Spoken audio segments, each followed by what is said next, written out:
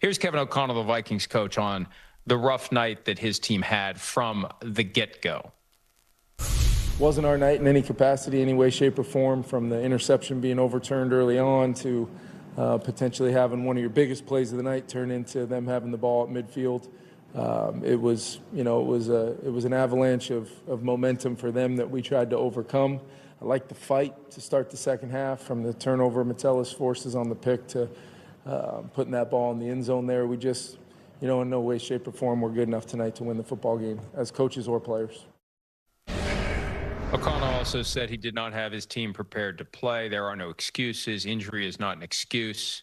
And he committed that they're going to go basically back to the lab, back to the practice field. They'll have extra time to get ready for the Week 9 game, which is at Detroit. And the difference is, as they get back together for that final game, game number 272 of the 2024 season, and we were there for the festivities, and it was a clunker.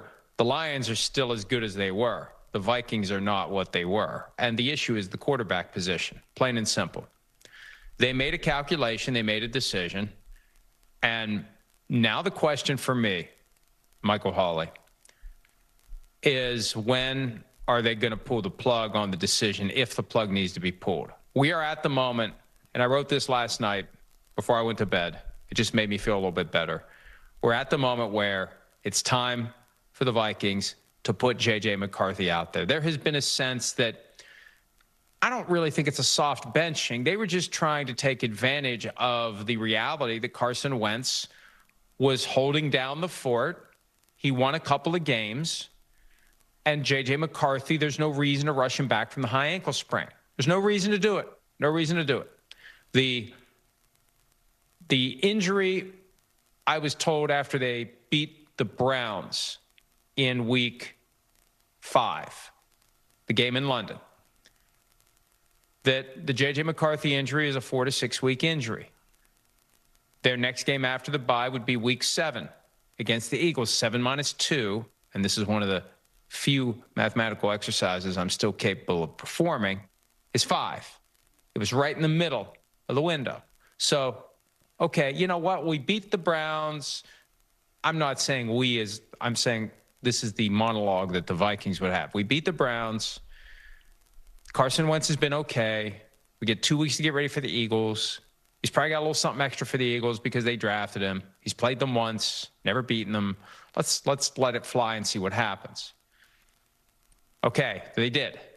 And you could make the argument if they had a functioning quarterback on Sunday, they would have beaten the Eagles. And then you got a quick turnaround for Thursday night. Both guys are still not 100%. Now it's time. Now it's time. And, hey, J.J. McCarthy's been healthy enough to be the number 3 quarterback the past couple of weeks, so he's healthy enough to play. So now you got to get him ready to play, Michael, and you got to see what he has. It's time to see what he has. This season is teetering on the brink. You're not going to win the Super Bowl every year. This isn't a Super Bowl team. I know we've seen some dramatic turnarounds in the past. This is not a Super Bowl team. The sooner they admit it, and the sooner they treat the rest of this season as preparation for next year, and let's see what we have in J.J. McCarthy. Well, what if he gets injured again? That means that he's not the guy. See, they say injury isn't an excuse for performance of a team. Injury also isn't an excuse for performance of a quarterback, because franchise quarterbacks are available to play every week. Franchise quarterbacks don't get lost for the season by a preseason meniscus tear. Franchise quarterbacks don't suffer a high ankle sprain in week 2. They know how to avoid that. They know how to protect themselves. They know how to function. So if J.J. McCarthy can't stay healthy, then he's not a franchise quarterback. Move on. It's over. It's done. And if he can't play at an acceptable level, move on. It's over. It's done. And if they try to double down to justify their mistake, they're only going to make it worse. That's the next test for the Vikings. Will they gather enough evidence to know whether or not they made a mistake? Will they admit the mistake if it was a mistake?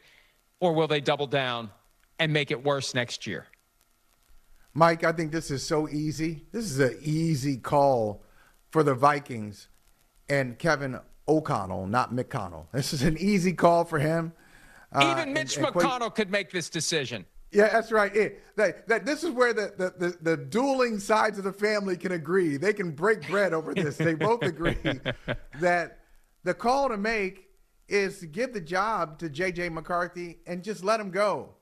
I thought this before, and it turns out I'm probably wrong. You said you were wrong on something. I was probably wrong about this, dead wrong. It looks like I am. Before the 2024 draft, and we keep hearing, oh, it could be 5, 6, 7 quarterbacks. Oh, so many quarterbacks could go early in this draft, and they're all good prospects. And I was thinking, there's no way. If 6 quarterbacks go in the first round, one of them won't be able to play. And I think I'm wrong, because the only guy we have questions about that is J.J. McCarthy. And J.J. McCarthy, it's not really fair to say he can't do it or he can do it, because we haven't seen enough from him. But the other guys, 1, 2, 3 in that draft, Caleb Williams, Jaden Daniels, Drake May, they're all starting quarterbacks. They've all done well to in some degree. Jaden Daniels doing the best, going the farthest with the NFC Championship game. Look at Michael Penix starting. He's had some success. Bo Nix made the playoffs as a rookie. And the one guy who's sitting there and we don't know enough about yet is J.J. McCarthy. So he has to play. The Vikings drafted him in the first round. They identified him as the guy. They could have had Bo Nix, but they took J.J. McCarthy. So, okay, McCarthy's the guy. Hi, it's Mike Florio. Thanks for watching PFT on YouTube. Hit subscribe for the latest news and analysis from Pro Football Talk.